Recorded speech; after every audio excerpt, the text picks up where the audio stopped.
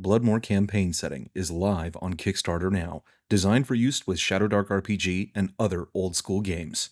Welcome to the Black Lodge Games Autopsy of the 2024 Dungeon Master's Guide from Wizards of the Coast. Now, this is a book that if you follow this channel, you're probably going to understand that I'm not really going to be recommending this at the end. It is a book that has serious problems with it. I think it is a very bad introduction for new Dungeon Masters, despite what everyone else has said on YouTube, that this is, when they were totally glazing this when it came out, and now they've moved on to Critical Role's what is it, Daggerheart? That's the new thing that's going to solve all your problems at the table. And I want you to know that if you play 5e, this is not going to solve your problems with 5e. It simply isn't. And many of you probably already know that. But it's not all bad. And I do want to give them credit. There is some very good stuff in here. And I'm going to go over that in kind of the first section of the video to get that out of the way. But as a little bit of a hint of what's going on here is that there's really not very many procedures for a dungeon master to actually use. It doesn't have many tools for generating content or for handling situations when the players go off the rails. There's a lot of talk about preparation, but there are always going to be times when your players do something you totally don't expect. They go the opposite direction that you anticipated or intended for them to go, and now you're stuck with a bunch of encounters that you've rolled up, or I'm using terms that would make sense, like rolling up encounters, with a bunch of encounters that you've tailored to them that no longer they're not playable. You can't use them without completely railroading your players. There are ways to get around that though. And the first of which is actually our sponsor, Worldsmith. And Worldsmith is actually a very useful set of tools that is going to solve a lot of these problems of generating content on the fly, and it's built specifically for Dungeons & Dragons, the most famous role-playing game. So why don't we take a look at our sponsor, and we'll come back and we'll get into the meat of it. When your D&D players go rogue and veer into uncharted territory, Worldsmith is your lifesaver. Built for those moments when your RPG prep crumbles, it can instantly create campaign-specific content, new monsters, magic items, NPCs, maps, or full encounters with unique objectives tailored to your game. When you need something on the fly, Worldsmith lets you choose the level of detail you need. You can specify everything from the challenge rating of an encounter down to the time of day and location. But it isn't just rolling up a few monsters for you. You can add a custom note that specifies details important to your particular session, and give the opponents goals, add phases to a battle, and even give you inspiration for new adventures and ideas in the future of your campaign. This tool is made by people who love the game as much as you do. So sign up at the link on screen or in the description, and tell them that Black Lodge Games sent you. Now, if you still have some of your older 5e books laying around, something like Xanathar's Guide, there's a lot that you can still do to mitigate the problems of the absence of tools in this book. Xanathar's Guide, to my knowledge, has random monster encounters and is sort of considered one of the second core books of the main three. If you had to get 4 books for D&D, it'd be the Player's Handbook, the Monster Manual, the Dungeon Master's Guide, and Xanathar's Guide to Everything. And this is from someone that I trust implicitly on this, as he's sort of rehabilitated 5e in a way that I think makes it much more fun, much more exciting, and much more entertaining at the table. That's my friend Crossface. He's written blogs about this. He has videos on solo play demonstrating the principles of how, he runs 5e in an old school manner. And it's a lot of fun, and it's a good system, and it does work for that. But what's presented here does not do that. So go check out Crossface's YouTube channel and go check out his resources if you are a dedicated 5e player who's never going to leave no matter what I say in this video. But for the rest of you, let's tear open the guts and see what's wrong with this, or at least what's right with it at first. The good things that are in this book. The first thing, I was actually very surprised, it comes with this very cool map that you get to rip out of the back. And this is a giant map that's not going to fit in frame, but it's a hex map of the world of Greyhawk, Oath as it is. And it's really good. It's really nice. It's a massive adventuring area. Each hex on this map is 30 miles, which is giant. This is not a 6-mile hex. This is a 30-mile hex. It's a massive space. The back side of it has a map of the city of Greyhawk. It's very detailed. It's beautiful. This was something that I look at when I see a good map, and who doesn't? When you see a good map, you go, oh, the gears are already turning. I'm already getting some good ideas. It's not just a map. There's an entire major section. If you see this differently colored section of pages, these kind of tan pages here, are a guide to the world of Greyhawk. Now, I am not someone who's familiar with Greyhawk as a setting. I'm sure that it's quite a bit different than what Gary Gygax wrote, and I'm sure that people have been quite mad about it. I don't know. It would not surprise me. It's not perfect, but there is a lot of good stuff in here. The first part of this chapter, I was like, oh, really? They give you these kind of campaign arc ideas where they take you from levels 1 to 4 all the way through 20, prepping a kind of adventure arc for your players. And I think that is a bad idea to do, but once I got past that, there was actually a bunch of good stuff in it. There are factions and organizations, how magic is handled in Greyhawk. It tells you about the free city, where it gives you all sorts of ideas for urban adventures, what the government is like. It gives you NPCs to run into, and those NPCs, this is actually the city map is much bigger on that fold-out version. But the NPCs in here, they did something clever, which was to take the player character backgrounds, and if you have certain backgrounds, your character may already know one of the characters in this book. They give you a very easy way. It's like, do you have like the seafaring background or maritime, whatever it is it's called in here, then you might actually know this character. You might have already served with them on a ship. So it gives you a lot to work with, a lot of little adventure ideas. And this was stuff, when I was reading this was a breath of fresh air. By the time I got to it, I was like, oh man, this is something I can actually use. I could dream up campaigns and dream up premises for a game. That was very, very surprising to me, because the beginning half of this book is really, I think, one of the worst things that I've ever read in my entire life when it comes to role-playing games. It gives you information about all the different major areas of Greyhawk as well, so you can go and adventure there. And then the next chapter is going to go over the kind of big cosmology of official Dungeons and Dragons. So you've got the Lady of Pain here in the city of Sigil. Sigil, not Sigil, in Planescape. And this was less interesting to me, but it did also, I was sitting there going, okay, there are ideas here that I could use. And they're standard ideas for D&D, talking about the Blood War and things of that nature. The next useful section, and this is the section that is going to get the most use by Dungeon Masters, is not the treasure section, at least not explicitly the treasure section, but the magic items. These, of course, there's a lot of them. There are a lot of magic items in here, and this will provide all sorts of fun for your table, and your players will have lots and lots of fun using these magic items to foil your plans as a dungeon master. So this is eminently useful, and if you're running 2024 D&D, this will be essential, I think, as a dungeon master. However, this is the latter half of the book, and there is one thing at the end. See, there's a lot of magic items. This is a very large section of pages I've just gone through. There is this bastions section. Now, when I heard about this, it actually sounded kind of cool originally to me, because this is sort of like bringing back strongholds for players. Players can get their own castles and fortresses and magical laboratories and things of that nature, and it sounded very interesting. But then once I watched the YouTube videos about it, when everyone was glazing this, it was quickly revealed to me that this was a trick, and it's not something that is actually all that interesting at all, and it doesn't add anything to the game. This is, you get bastions for free, you get to upgrade them for free at various levels. They give you access to certain magical facilities and things like that. Bastion events, this is the sort of thing that I was interested in because it can spice up the game. If you see this is a D100 table that only has like 10 lines or so. So we have 1 to 50. So 50% chance all is well. Nothing happens. Great. Glad this is a D100 table. 51 to 55 is an attack. And I was like, oh man, your stronghold can get an attack. Let's see what that means. Attack. A hostile force attacks your bastion, but is defeated. It's just a foregone conclusion. They lose. Your bastion cannot be overrun. It cannot be destroyed. They are defeated. Roll 66. For each die that rolls a 1, one bastion defender dies. Remove these bastion defenders from your bastion's roster. If the bastion has 0 bastion defenders, one of the bastion's special facilities, determined randomly, is damaged and forced to shut down.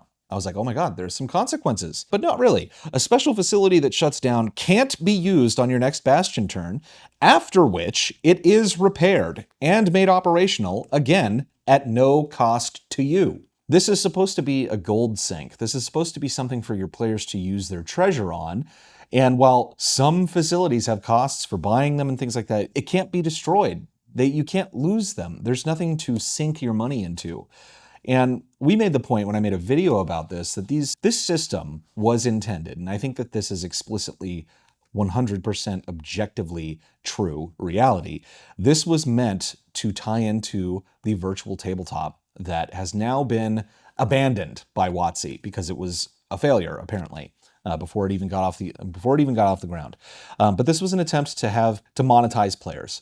Everyone wants to make their bastion. Well, you know what I got to do? I got to fire up that VTT and I got to put my walls, my little doors, and make sure my little alchemist table has all its little knickknacks on it. And I have to pay for these things, of course. And if I want the extra cool shit, the extra cool models to really make this my own, I have to pay for those as well. This was going to be a monetization trap, and I don't think that this is going to get used basically at all by anyone playing this game. It is of no consequence. You just get free shit, basically. It's a way of making the game less interesting and honestly easier in some ways because it gives you teleportation facilities and things like that for very little cost. And the very little cost thing is because treasure doesn't matter in D&D anymore. And it hasn't for a very, very long time. Part of that is that it's been divorced from how you level up. Experience is primarily gained through monsters. However, they do offer, of course, things like milestone leveling, very, very bad ideas. But treasure doesn't mean anything in Dungeons and Dragons anymore. There's nothing to spend your money on meaningfully because your characters are essentially medieval superheroes. Nobody is talking about paying for armies. Why would you need that? Because your character is essentially a superhero. And that's the biggest problem with this book is that it has the trappings of D&D. There's dungeons, there's presumably dragons, there's tombs that you get treasure from, they have treasure tables, all of these different things, but they don't have an impact on the game. And this has been a complaint about 5e for more than a decade that treasure doesn't matter. So why is it in here? I think it goes farther than that though, because I don't think dungeons matter. All of the trappings of D&D, the delving into tombs, the getting the gold, getting the magic items, that's all here, but it seems very vestigial to what this game is actually about. And this game is actually about heroically slaughtering monsters and having interesting, epic fantasy stories. And that's primarily what it kind of tells you how to build, is stories. And that's not actually a part of Dungeons and Dragons. It's not a part of the core of what the game used to be. And this is not simply me being old man yells at cloud, because I'm not a grognard. I am misperceived as being a grognard far too often. The old games, the old versions of Dungeons and Dragons, whether it was OD&D, Holmes, Basic and Experts, BECMI, Advanced Dungeons and Dragons, even Advanced Dungeons and Dragons 2nd Edition, which I think gets a bad rap, these things still mattered, and they were a core part of the game of adventuring, was this exploration, this delving into places, into the darkness where you shouldn't, so that you can get more loot to come back and level up and do it over again and do it over again. That has been completely thrown out. This is a game about killing monsters, essentially. That is how the experience system works. That is how the challenge rating system works. The only way you level up is by killing monsters and getting experience for that. Bob Worldbuilder did a video about the monster manual for this, which I don't have and I haven't read. But he said it was something like 40% of the monsters in the monster manual had treasure type none. So you're not even getting treasure from most of the almost everything that you're encountering. It's very odd that this stuff is still in the game. And the problem with this game is that since those things don't matter, I think they weigh down what this game actually wants to be about. And this would be a better game, fantasy storytelling game, if it jettisoned that stuff and just leaned into being that other thing. But it's caught in this weird halfway point. And I know we haven't talked about the contents too much, but these are the ideas that permeate this entire thing. But I do want to talk about why I think this is bad for new DMs especially too. There's nothing here to actually tell you how to run the game. Now, yes, you have the player's handbook that's going to tell you how combat works, how hit points works, how your speed works, all of this stuff, the action economy. I get that, and most people are going to be able to intuit how these things work, but most people look at examples of play for how to run the game without the game telling you how to run the game. And that's exactly what this does. It's going to give you examples of play. It tells you a lot of like how to handle problem players, advice about what you need at the table. I think most of it is fairly off base. Right here, page 8, we're talking preparation time for a game.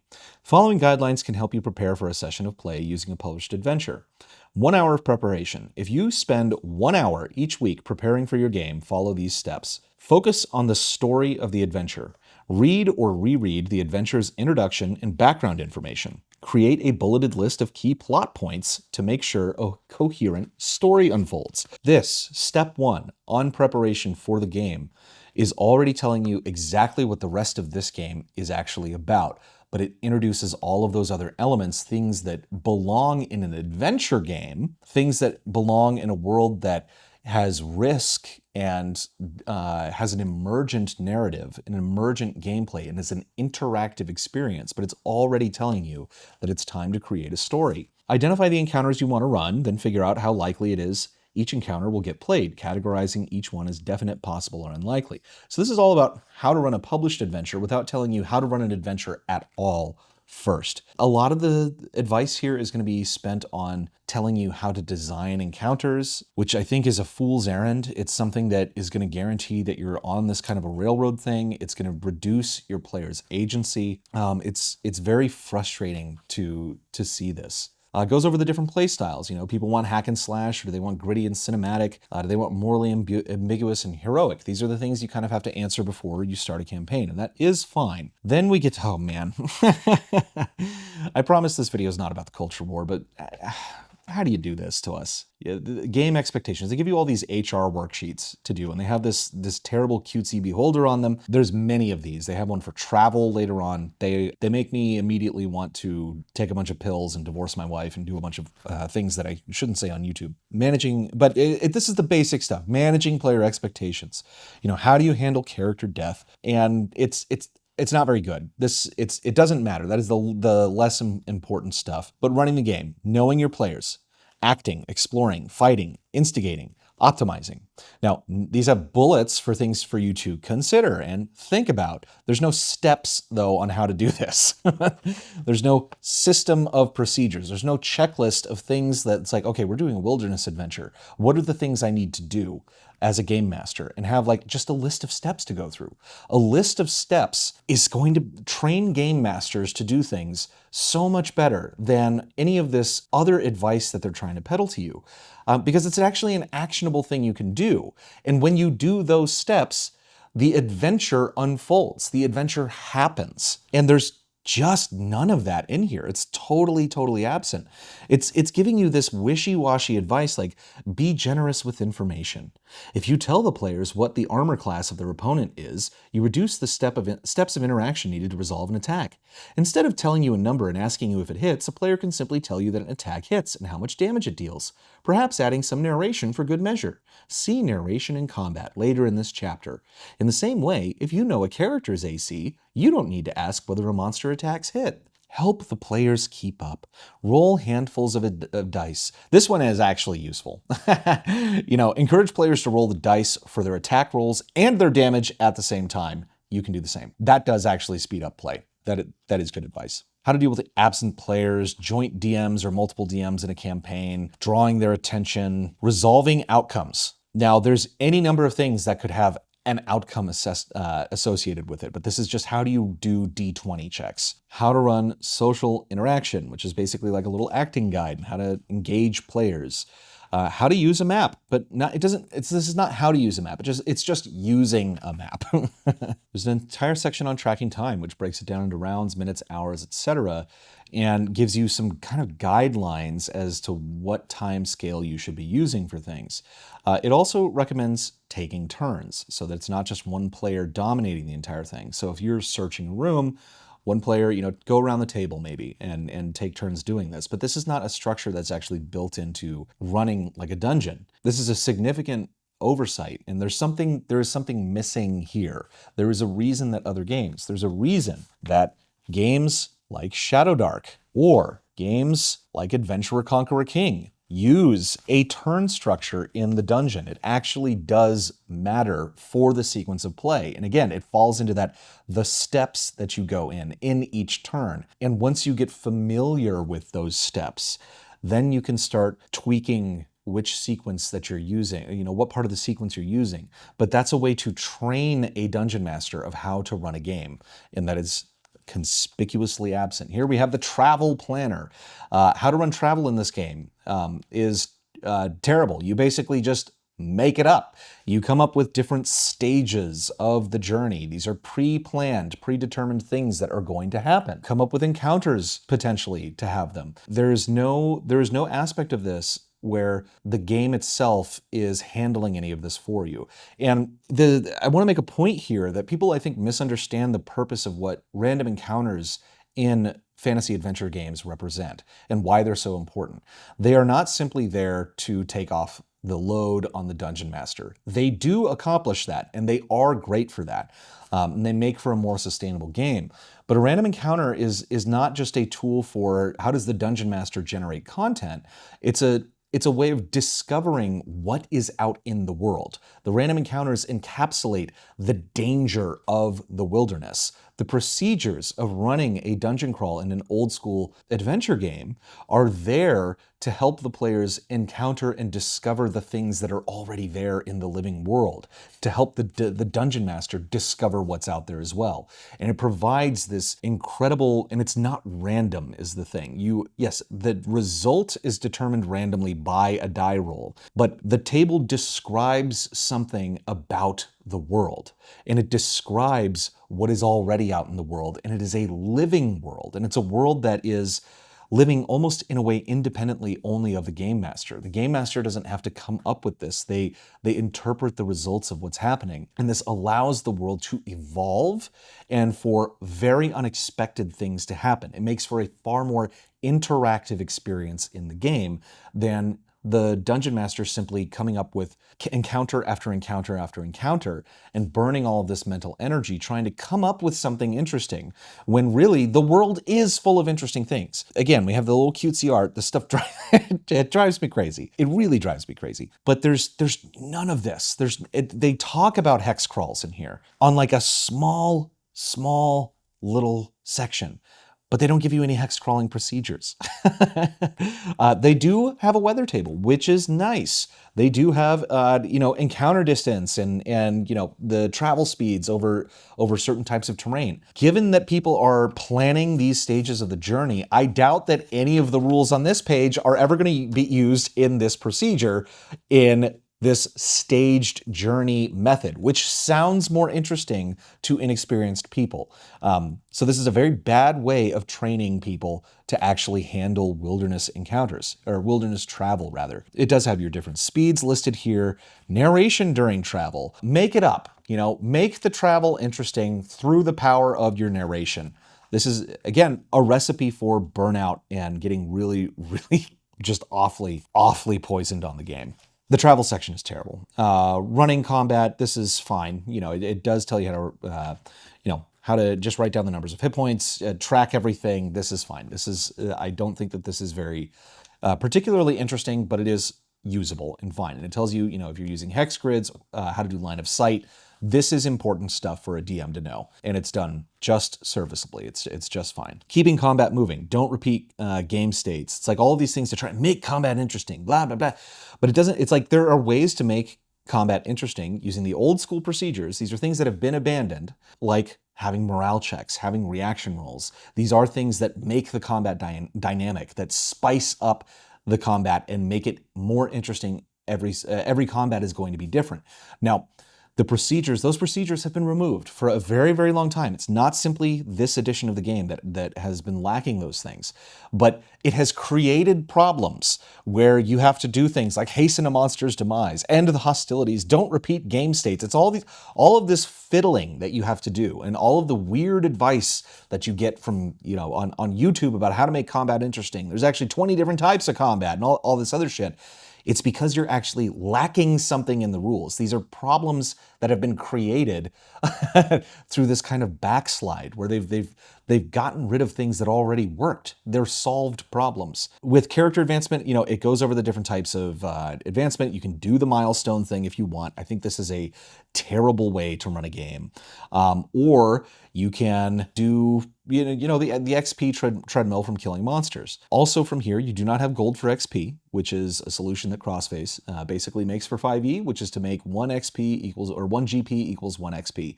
That immediately switches the incentives. Your characters are going to become a lot more active because your players have a real world incentive for their characters to pursue. There's an in-world incentive. They want the treasure because treasure is useful and there is things to spend it on, but they also need it for their character to become more powerful just on their character sheet. The incentive of the character and the player is aligned in this sense.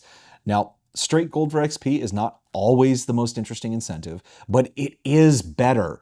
And I have to eat some crow on that. It is better than just monster XP, just killing monsters, because whatever the incentive is for your characters, for your players to pursue for their character advancement, that's the thing that the players, for the most part, are going to do. That's what normies will do in the game. So if the way to get experience is through killing monsters, then your game is now about killing monsters. It's not really about exploring tombs. It's not really about anything else other than killing monsters, which is fine. You can do that, and killing monsters may be a good enough incentive for some people, but it makes for a very uninteresting and repetitive game. And then, man, we get to this DM's toolbox. This is not a toolbox.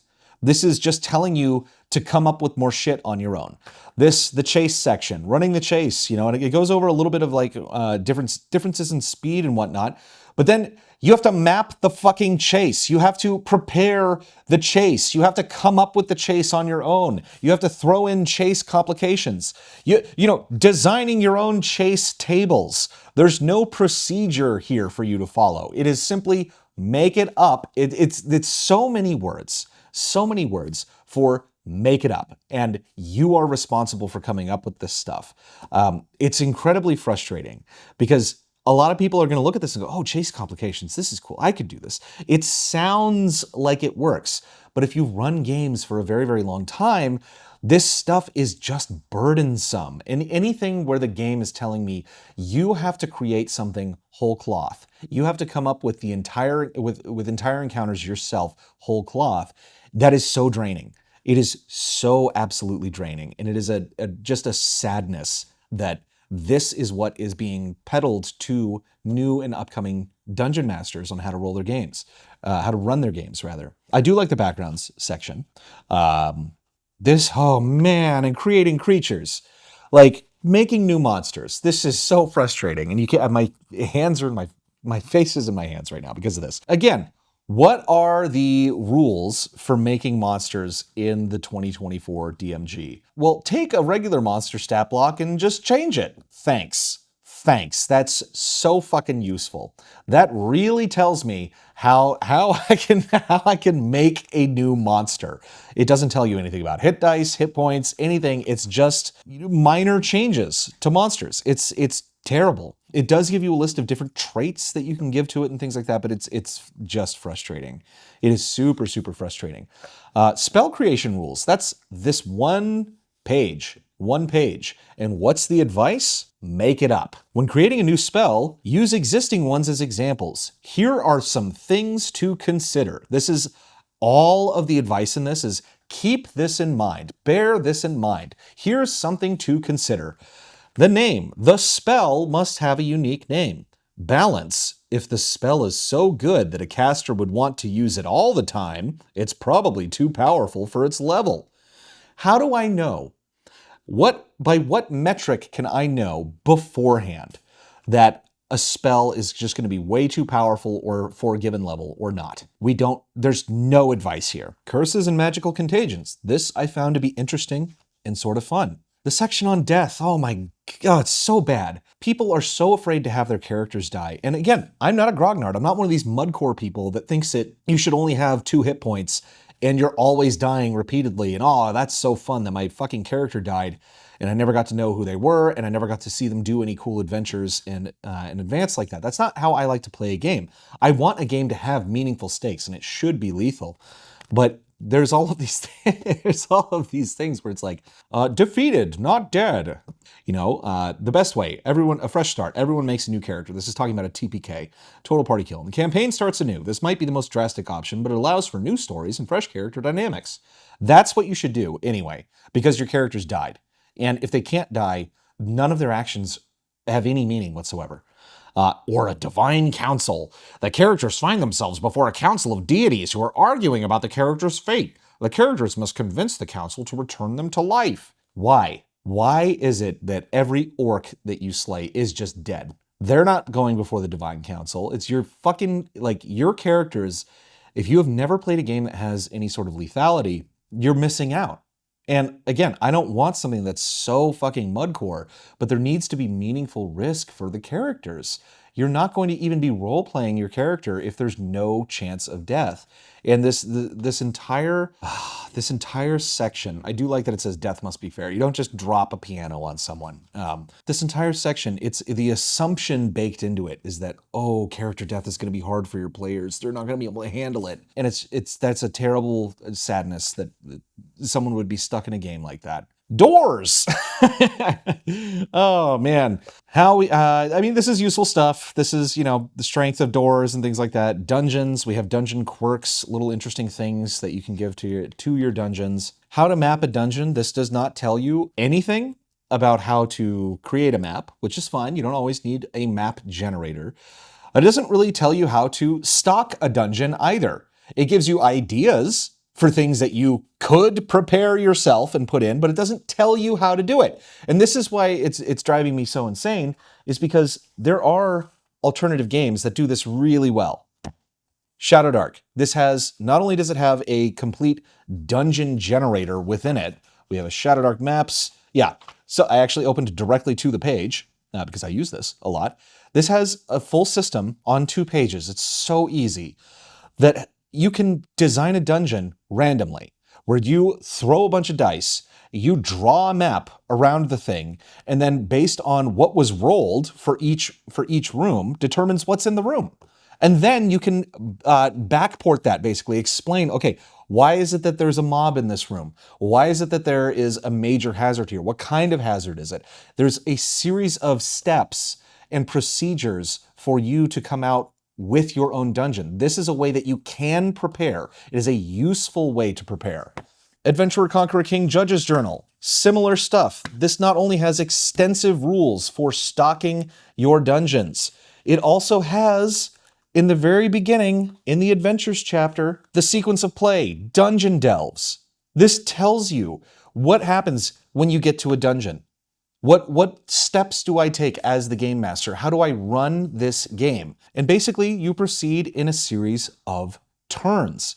Now, the pre-delve stage. There's 3 stages, clearly outlined. Pre-delve stage, the delve stage, and then the post-delve stage. During the delve stage, once a dungeon delve begins, gameplay is handled in increments of turns. Each turn, you should follow the procedure below. Determine each adventurer's action during the turn. Actions can be methodical, requiring a full turn, or hasty, requiring 1 round. Roll to see if any random encounters are triggered by the party's actions.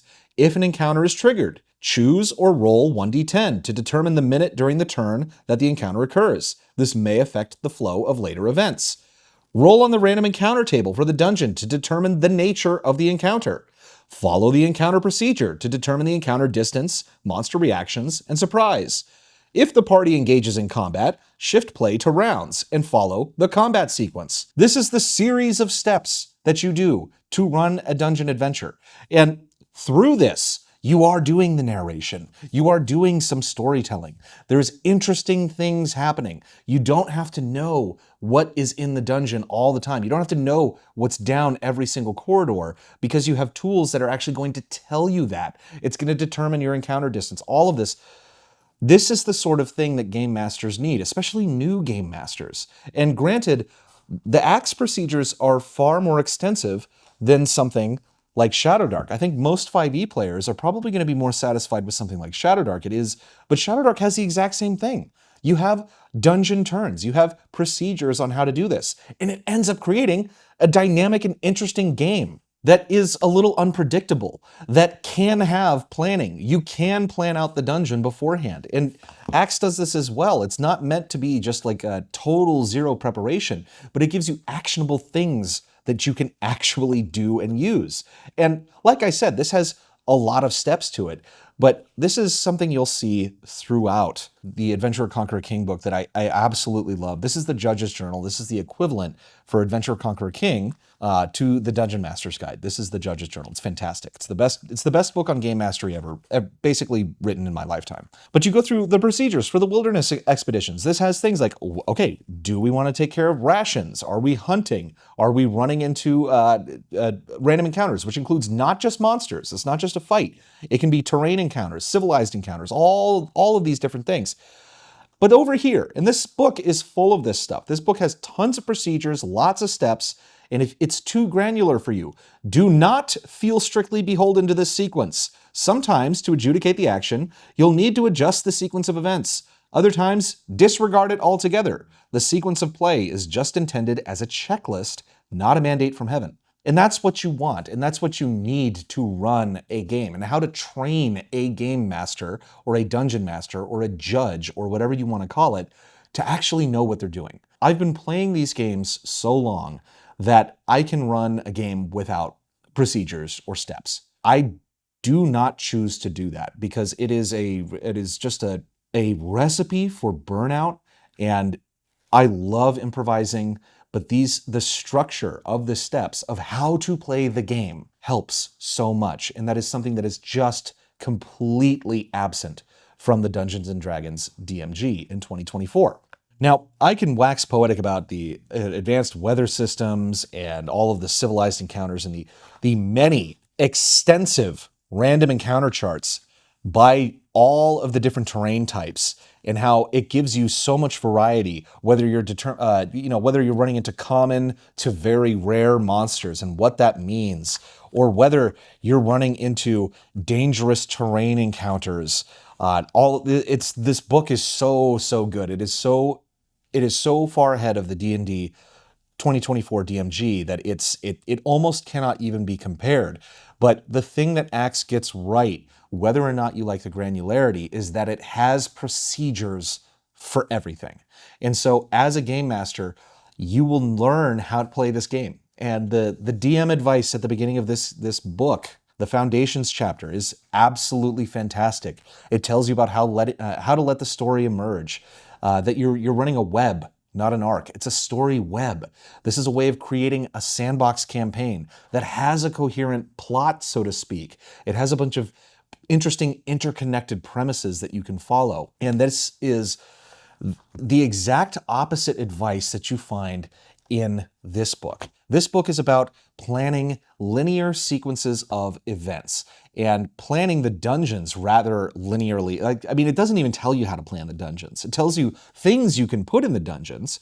But this is an area where, oh man, it's frustrating to me, because this is what you're telling people.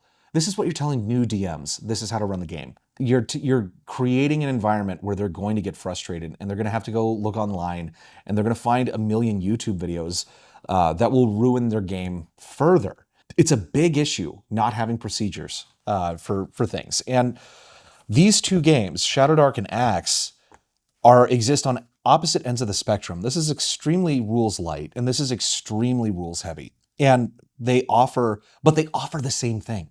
They offer the same core, and they offer the same sort of valuable systems where I know how to run Shadow Dark. I know how to run Adventurer Conqueror King. I can run this, but I don't know what the intent.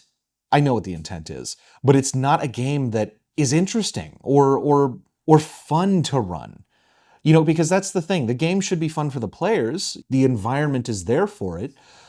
But the game should also be fun for the dungeon master. And that's what these two games do. This is a slog. It's a real slog. It's absolutely painful. And at all of this, it does give you some, like, you have an NPC generator, you have treasure tables, but there's nothing to spend your money on. The treasure, it's just tacked on there. I did find it cool that there are firearms rules in here, which I thought was actually interesting, but it gives you mapping principles. How about you give me a series of steps that I can repeat, that I can use each time, that will still give me varied results? That's better than principles. Designing dungeon rooms. How about you give me a game that has systems for generating the dungeons instead of using my quite exhaustible imagination? And I have more imagination than most people, I will say. But there are limits. And if you're running a game long term, this fucking sucks. It's really bad. Ugh.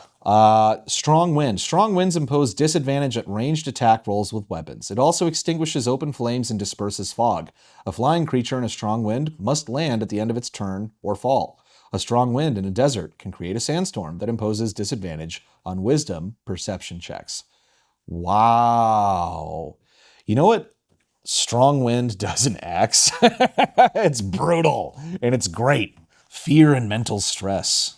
Firearms and explosives. I did like this. And there is a mob system in here that's like, it's not really mass combat, but makes dealing with large groups of enemies easier. It sucks, man. They've got these different traps by level, which is fine. There are traps by level in ACKS as well. There are stronger and weaker traps in Shadowdark. But the way that this is meant to be done is that your players are always going into an area that has a pre-calculated challenge rating and a pre-calculated sort of difficulty based on their level.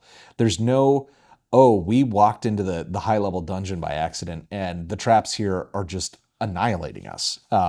It's very annoying. They have different levels of traps in terms of like some traps are just nuisances. They talk about it's a way of like draining your players' resources. It's like a trap should be in a dungeon because someone put it there to kill you. And that doesn't mean it will kill you, and it will have the effect of draining your resources. It will do that, but that's not the point. The point is not, oh, how do I whittle away their resources until the very end and it becomes a challenge? It's that your players are supposed to be in a place that feels real. And if you were in a place that was full of deadly traps, that is going to sap your resources and it is going to heighten the tension. But the point is that the traps are a part of a real world. And I really, really hate this. Marks of prestige. This was a cool thing, talking about rewards, non-experienced rewards that your players can get, like parcels of land. I really do like this sort of stuff. Special rights, titles, access to training. Like that stuff's all cool. I thought this was interesting. The mobs section, which I think was also in the original 5e DMG. I hope people give this a try. Because it sounds like it might actually simplify some things where there's lots of low-level enemies on there. You have NPC generators, the NPC tracker. Why don't you just call it a fucking character sheet? Here's the thing. These terrible fucking HR forms that they're having you fill out, you can just write that in a notebook. You can just write it down. That's all you have to do. You don't need this shit. Oh, man. The NPC has a secret. This is okay. This stuff is okay. Different poisons. The settlement tracker. And this is the other thing, settlements. It has a defining feature. What's the size and what's the feature? There is no fucking settlement generator here. You have, we have tavern names and random shops, current calamities. These are sort of things that you can do, but it doesn't actually tell you how to make a town. You know what does tell you how to make a town? Shadowdark. Settlement, and right there, settlement maps, perfect.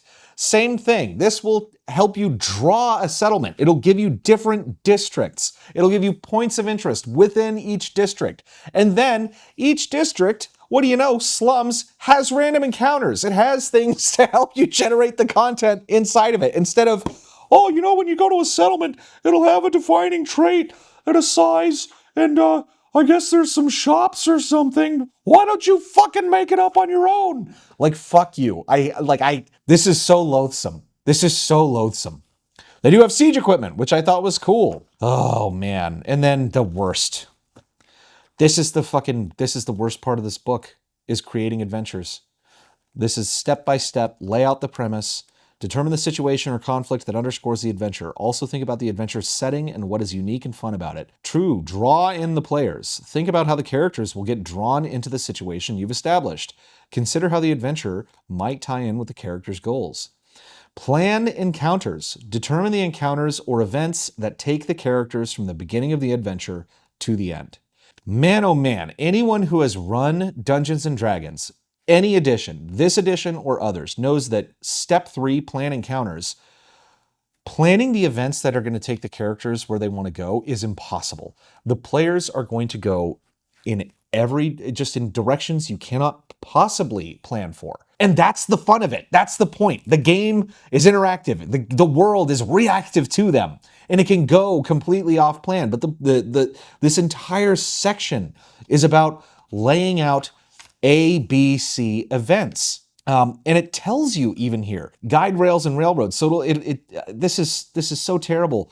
They will tell you in this book that if you have to plan the events, you have to plan the encounters, but you have to respect your players' choices. And they realize that players' choices are going to take them in different directions than you have planned. So what's the solution to that? Plan for other alternatives. There might be 3 different ways your players go. So you should try to have in mind and plan those other things too. So not only are you supposed to start with 1, 2, or 3 hours of prep, but you can't just do that for your one adventure with your encounters. You have to come up with all the encounters that they could possibly come up with. Triple your prep load. It's like, and people will not connect the dots that is what's being asked of you. But I have.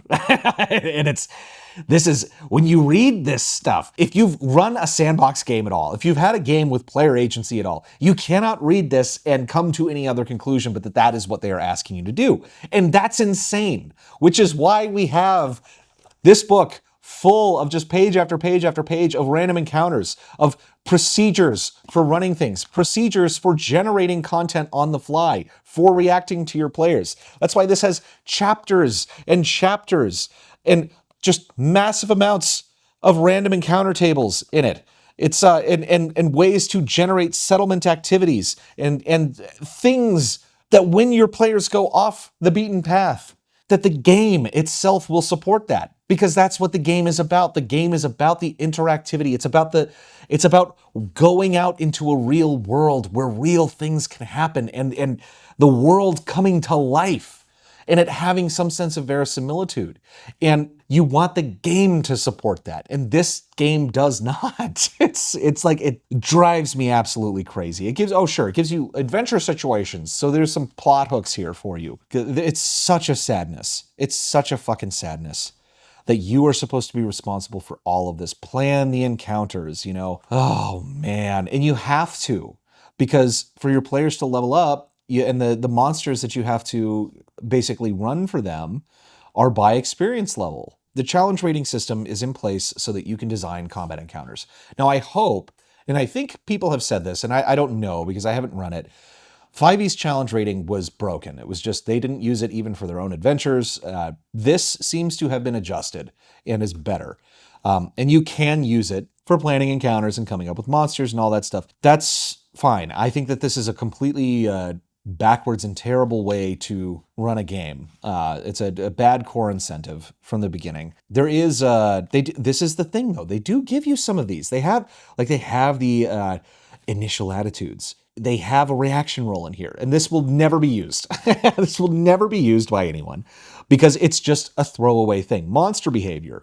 The attitudes, motivations, and behavior of the monsters in an encounter help determine how a social interaction plays out and whether it might erupt into combat and influence the course of combat. Initial attitudes. This is never referenced anywhere else in the game. Reaction checks are a core part of the procedures of running encounters in Shadowdark. It's like, follow these steps, roll your reaction check. Reaction checks are vitally important in Adventurer Conqueror King system. It's the entire basis of the social mechanics. It's the entire basis of how you interact with monsters, like from a social standpoint of their level of hostility. It's shocking to me that this is actually in here because I know no one will use this. And the other thing that's very weird to me about this, it's so weird, is that they changed it from 2d6 to 1d12. And the reason that you would use 2d6 on this is that it actually does give you a probability curve of results. And you want that kind of indifferent neutral result to be the more often one, because other things that your characters do, say, or abilities they might have should modify that result in different directions. And so you don't want it at the tail ends all the time. So this is it's basically just 3, but you could roll, I think you can just roll 1d3. Holy shit, you could just roll 1d3 for this. This doesn't even need to be a D12. This is crazy. Monster personalities, monster relationships. These are fine. These tables are not all that big. It's terrible. But then they do have a section on random encounters in which they say you could use random encounters, but if you want some random encounter tables, then fuck you, like get fucked. They create urgency. They drain character resources. They establish atmosphere. But where can I find these random encounters you speak of? They say, well, if you want a random encounter, you can see the examples that we have in our sample adventures later on. They don't tell you how to build a random encounter table. They don't have wilderness encounter tables. They don't even have standard dungeon random encounter tables. They just say, you can do this. And go look at our examples and make your own, which is psychotic. That's the point. That's the job of the game designer to give that to you. I do like this art piece. And I will say, a lot of people criticized the PHB, I think rightfully, for being way over the top with the basically making it like extremely queer coded, and it's not even coded. It's just people like abalone shell plate mail and stuff. But this book, which is going to be referenced by dungeon masters a lot, has a lot less of that. There's the HR forms, but this is adventure artwork. This is a war happening. That's awesome. The guy with the gun, the dwarf with the firearm shooting the troll. That was awesome. This one, of course, we have to turn the page and find a ball going on. But they give you a lot of adventure seeds and examples. Here's a random encounter table. Oh, it's a D6. Great. What about something with some actual variance on it? And there's not very many of these adventures. I do really like this Nautiloid, though. This is very cool. Creating campaigns. Again, very bad. Lay out the premise, draw the players in, plan adventures, bring it to an end. It's the same sequence of steps as creating an adventure, but at the campaign scale. You don't know where your players are going to go, so none of this is good advice. You want a good campaign premise. You want something to start with, but it's trash. Campaign arcs. It's telling you to plan for things that are going to fall apart in the first session. They're not going to happen. You cannot plan an arc in a campaign without railroading your players. And you may even be personally very good at railroading. You may be personally very good at fooling your players into thinking that they have agency, and really behind the scenes, you're basically kind of tricking them, and they've been doing your planned content all along. That is such a shit game. And that is such a shit way to run a game. And it's a dishonest way to run a game, in my opinion, because you are lying to your friends. And it's not lying to them in the sense that, oh, it's fiction, and none of it's true. It's none of that midwit shit. It's that you are trying to pull one over on your friends. And that's not a cool thing to do. And that's basically what they recommend that you do, while also paying lip service to player agency. It's extremely frustrating. This was a demoralizing read. When I got to this part, I was like, this book has nothing good in it. But then I was relieved by the Greyhawk section. Like I said, this is a much better section. This does give you ideas to run a campaign. You will have to improvise most of it. It doesn't relieve the fact that there's no procedures, but it has a setting, and I like that. But it is a titanically shit way to run a game. And like coming up with campaign settings, it has almost no guidance on that and how to do that. I keep coming back to these, and it's not just because I want to show products, because we make content for both of these games, but these are really the two best examples of the modern adventure game, the best way to do it. And the way that I kind of view Shadow Dark and ACKS together is that Shadow Dark, really, this is more of like our modern basic D&D, like basic and expert set. And it's really good.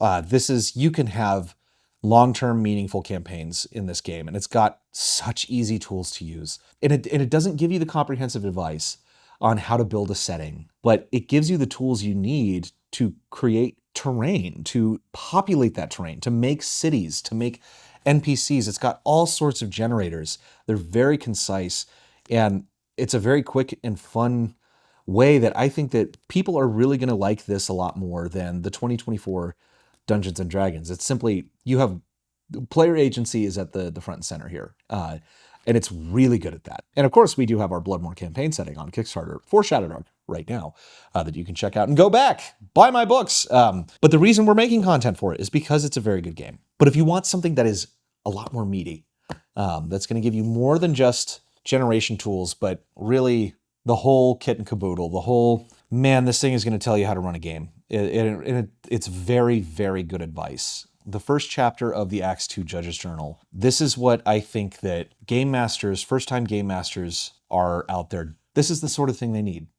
because it tells you this part 1 foundations. This is the entire thing. This tells you from start to finish what it means to be a game master, how to be a game master, how to manage how to actually manage problems at the table. What are the important things about choosing your location, providing snacks, all of that stuff that they do go over in the 2024 DMG, but it it actually goes over what is fun about the game in the first place. And if you know what is fun about these games, which is that your players and your characters have agency and it's a real interactive experience with real consequences, cause and effect, your players' victories are their own and their defeats are their own.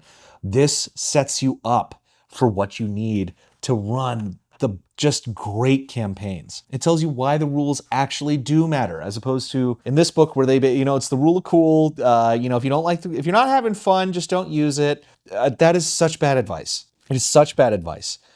And there are times to throw out the rules. There are, but you don't do it trivially.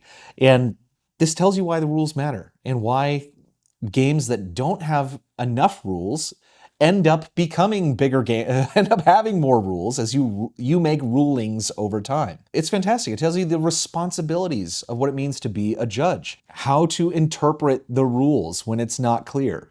There's a procedure for understanding the rules here. It's telling you how to read.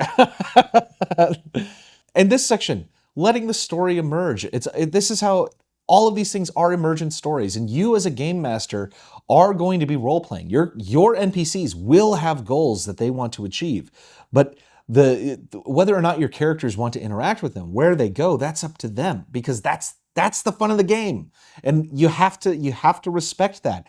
And out of the story, you're not creating a linear set of encounters that guide them along a path to a satisfying narrative conclusion. It's the story is basically the memoirs of what the characters have done and the trouble that they get into and the goals that they pursue. That's what makes the story. And so the story emerges from their play, from the choices that they make. And when you set up a story, it's a web, not an arc. You create a sandbox environment with interconnected points of interest that all have their own kind of thing going on, but they may be connected to one another. Motivations of NPCs in one area connected to another. Magic items in one dungeon may lead to other dungeons. But there's no set path on how the players get there. They walk along the web and hit each node however they want to. And through that, a more interesting living world and living story is going to emerge, and it becomes awesome. I've been playing this game for a year and a half. It's fucking amazing. This is the sort of thing that every new game master needs to read. This is useful stuff. Don't make the adversary into a god. He talks about what it means to actually roleplay the villains and what the role of the game master is when role-playing the villains, because you technically have all the power. Yes, if I'm the arbiter of the rules, I can say, a meteor hits you and you're dead. It did 1 million damage, but that's not a good way to play. Oh my God, playing the adversaries. Yeah, this whole section is excellent. The stakes must be real. Your character's death needs to be on the line. Being wounded needs to be on the line. Losing things needs to be on the line. And if you take that away, you take away the satisfaction. I think this is also why games fall apart, is people lose interest. Is like, what are we even doing? Like, there's no sense of urgency when you play. The spectacle must be awesome. This is also great. It's about describing like combat and violence and all of the amazing things that you associate with the adventure game, that you associate the thing that's on the cover here, this part of it, the part that you have to narrate. Get to narrate rather it's make it great, and he tells you how to do that much better than that fucking book does, and how to abduct the action. So this is the idea that I was talking about of when the encounter tables and these things that happen in the world, they're simulating a real place, and they're telling you what's out there. And when you get a result on a roll, you can then reason backwards why. Okay, we got a roll of an orc camp, of an orc lair in the wilderness. Were there orcs anywhere else? Was there something else that we've kind of, that this would connect back to? You're reasoning backwards to the explanation as to why it's there, and why this is actually very cool and works and is interesting and makes for a more interesting world. When to fudge the dice, which is virtually never, but there are circumstances where fudging the dice actually does make sense. Like fudging for verisimilitude, when the alternative is inconsistency. If you get a roll that makes literally no sense, then you can change it. Fudging to fix mistakes. Balancing player skill and character skill. This section, this part's wild, because this thing of making player skill and character skill into non-overlapping magisteria, I think I completely disagree with it. and it is the most, this is the scare, just the sickest thing that I think Macrease has written in this book. It's insane. It is truly insane. And I think there's even a note in there that many dungeon masters will read that section and think it's insane. And I'm one of them. But it is interesting nonetheless. Tells you how to host the game, managing problem players, actual ways to manage problem players, how to handle player versus player combat and roleplay as well. It's so much good. In this part, the politicization of gaming. This is a really good section as well, because a lot of people out there will rightfully say that, the WotC D&D has been politicized, and it is. It's apparent even in the art, down to everything. This is to making orcs not evil, like everything. That's all true. It's all true. They don't tell you how to handle politics in this game because they assume that the politics of the game are whatever standard progressive talking points are right now. Irritating. It's not overbearing in this book in particular, like it is in some indie games, but it doesn't tell you how to handle it. And what this is not talking about, the games are so woke now. That's not what this section is about. This section is about how do you handle talking about politics at the table? Should you even talk about it? How do you handle role-playing politics within the world of the game? And how different groups are going to have to handle this differently, because people have different tolerances for this stuff. So if you're running what he considers to be like an individualist campaign, it may be the sort of thing that you want to play the characters as if they were real people within the world. So if you were in the Roman Empire, that was a society that had slavery. And you may want to role-play characters as though they were real Romans at the time. And so they might be okay with slavery. And for some groups, that's going to be okay. For other groups, that might not work. And so you might have to sort of take a different approach on how the politics of the world works. It's not telling you which way to do it. It's telling you which way is going to be more preferable or less preferable to certain types of players and different types of groups. And given a certain group's kind of tolerance for actual immersive roleplay in that sense, or if they really have a problem with depicting societies very different than our own right now, how to actually do that. And so this is excellent.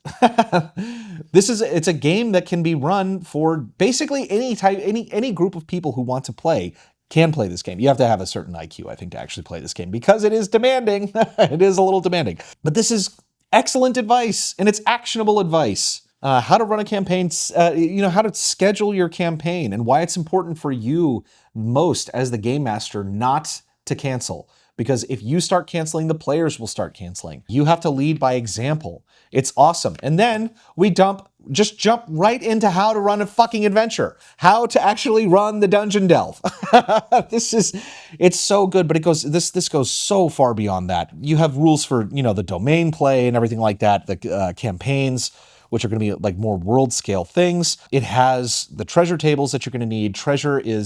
Gold means something in this game, and it means something even more so than it used to in other old school role-playing games that have gold for XP. Gold is absolutely integral. So treasure is massively, massively important and actionable in this game. There's tons of magic items. It's awesome. But beyond that, if you want to create a campaign setting, it tells you how to do that. And this is the best advice for how to create a campaign setting that I've ever encountered. It's just fucking great. Like, it tells you basically how to start with your high concept of your big fantasy world, what's the gimmick, and then to zoom in to a very small region and start building that out until you have a playable region. It tells you how to construct that sandbox, how to come up with and place points of interest. It's like you draw your own shitty little map, how to create the timeline of the campaign, create a primer for your players. This is where the absolute majority of game prep should go, is before you start playing the game at all. It's not how do I prep session by session, which there is advice for that and procedures for that. But it's how do I create the world? How do I give this starting world this interesting set of premises and have a world which the players can go explore. And I'm not going to be completely devoid of ideas. I'm going to know how to do this, basically, how to make a sandbox. It's really, really good. And then it tells you how to do, basically how to set up your realms. This is talking about the differences between like your lawful, neutral, and chaotic zones on Borderlands. But once you come to the realms section, it's going to tell you how to place kingdoms and what level those rulers are, how that's going to affect whether or not they are warlike or content to sit on their throne, everything.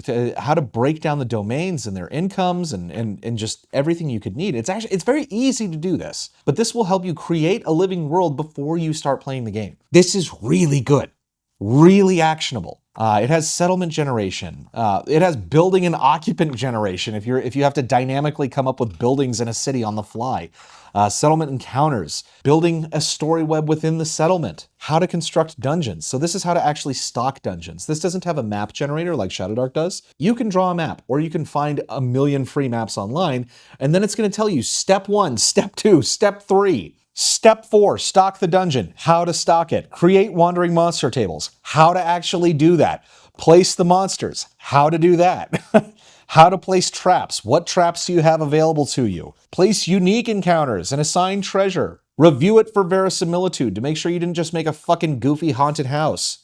Everything for NPC generation. You have ways for handling that. I mean, it goes so much farther. You have all these abstract systems like abstract dungeon delving and wilderness. This is crazy to me because this book is what, almost 600, almost 500 pages.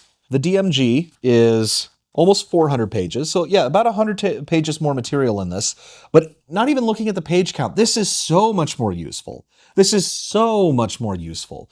And then a huge portion of this page count. Dungeon masters love to homebrew. You know what would be great?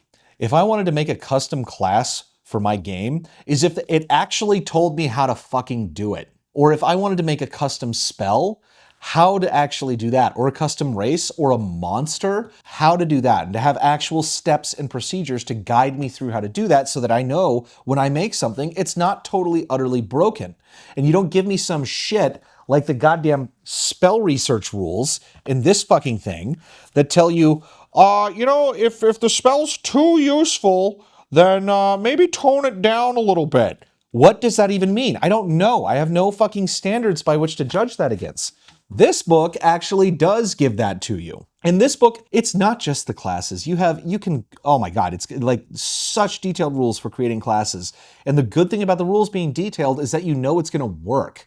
You're not gonna make something that's just utterly broken in your game. It's going to be designed to work within the system, and it will work. You've got custom races, so you can come up with your own fantasy races and their interesting traits. Custom spells. Custom magic types. You can create new systems of magic, not even just spells, but how you actually do that, the math behind it, spell progressions. It's insane. And then you do get custom rules. These are not actually how to make custom rules, but these are different ways in which you can run the game, different things that you can add into the game. It's just brilliant. Absolutely brilliant. And it's got things about economics. It's got tons of adventures. And these aren't just, here's an adventure hook, with a random encounter. It's, here's a dungeon. This one, we have a five room dungeon on this page. We've got something like a 10-room dungeon here. 3-room dungeons. You've got all of these different dungeons that you can run of varying difficulties right out of the book. You've got a full explanation of the cosmology, which is, to be fair, they do have that in the in this book, which I did appreciate and did give me some ideas. But the idea that like WotC, with its, for all intents and purposes, for the creation of a role-playing game, unlimited resources, multiple writers, just so much money, so much time, teams of people could be working on this, and they made this piece of shit. And then the judge's journal for ACKS was written by one guy. That puts the lie to this entire system. And I didn't mean for this to turn into an ACKS video or a Shadowdark video. But the thing is that the independents are out there and they're just absolutely obliterating the big corporation right now. It's shocking to me how bad this book is and how it is just, it was written, it was like they fed the fucking YouTube transcripts of every bad YouTube video out there telling you how to run a game better. They fed that to an LLM and just spit this out. And it's a well laid out book. Some of the art in it is actually pretty killer. I know people worked very, very hard on this, but this is a very, very bad way to run this game, because there are better ways to run this game. Crossface has proved it. Digital tools that can vastly improve your experience of running this game, but this is bad. Black Lodge Games does not recommend this, and I can't believe that people were telling me that, not telling me in particular, but that people on YouTube were glazing this book so hard. Oh my God. It's trash, guys. It's just trash. And if you thought this was good, you are trash. This, which is also a full game, has monsters and everything, and is way cheaper than 5th edition, is going to give you a much better experience playing D&D than this is. And if you want something that is going to give you a really in-depth world simulation with the most well-thought-out RPG ever made, that's going to be Adventure Conquer King System, in my opinion. And I can't believe that they're selling this book. It's so bad. So anyway, I'll give it a 5 out of 10, which is an F for those of you who remember how we did grades.